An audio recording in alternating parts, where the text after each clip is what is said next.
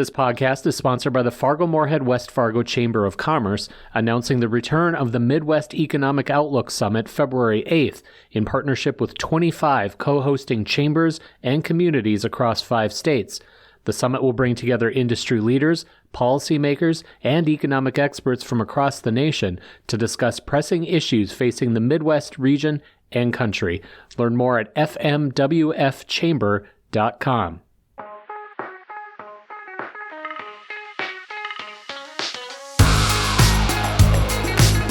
Hi there, everyone, and thank you for listening to the Inforum Business Beat podcast. I'm your host, Thomas Savanella, here to bring you up to speed on the latest business news from the Inforum reporting team, so let's get it started. Fargo-based tech company CoSchedule confirmed to the forum that a small round of layoffs took place in early January. According to a statement provided Friday, January 13th, CoSchedule said the layoffs were, quote, focused on staff restructuring and better alignment around the company's strategic goals. The statement added that the company is still hiring for 2023. Additionally, CoSchedule is also working on relocating into a new office at 502 First Avenue North in downtown Fargo. The company did not comment on how many employees it currently has. Rather, the statement added that the recent layoffs, quote, have no bearing on our commitment to Fargo. Only months after closing its Fargo location, Borrowed Bucks in Bismarck has officially closed. The nightclub located at 118 South 3rd Street marked its last day in business on Wednesday, January 11th. It was the last of 4 Borrowed Bucks locations in North and South Dakota.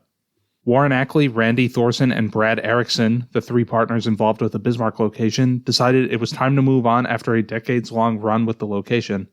The business was still a success, Ackley said, but it was time to turn out the lights and turn the page. The Fargo Borrowed Bucks closed in June of 2022. Locations in Grand Forks and Sioux Falls closed in 2016 and 2017, respectively. A new location for Fargo's taco shop has been revealed.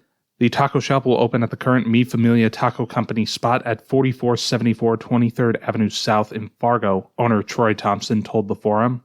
Thompson expects to finalize a purchase agreement for the location soon, and he hopes to move into the space by the end of February.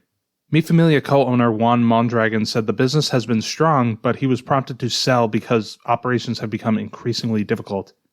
Thompson said the majority of the staff from the now-closed taco shop along North University Drive will relocate to the new shop. New Year's resolutioners now have a new place to get their pump on as Crunch Fitness has opened at the former Toys R Us location in Fargo. The Crunch Fitness includes a free weights area, strip of circuit training machines, a high-intensity interval training zone, and cardio equipment, presale manager Taylor Warwick told the forum.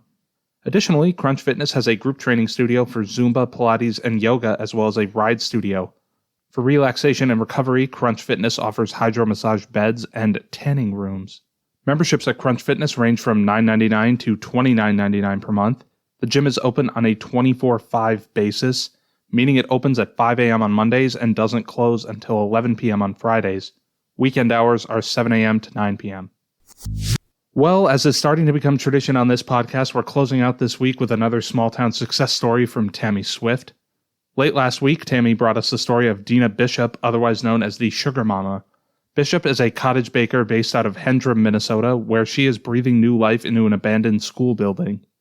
Bishop is in the process of moving her business into the former Norman County West Elementary School in her town.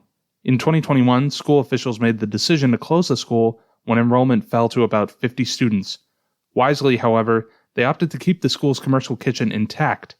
Now, Bishop and Hendrum city officials hope her bakery will be the first step in revitalizing the 44,000-square-foot building. For the full story, visit inforum.com/Tammy-Swift. That does it for this week's episode of the Inforum Business Beat podcast. This has been your host, Thomas Savanella.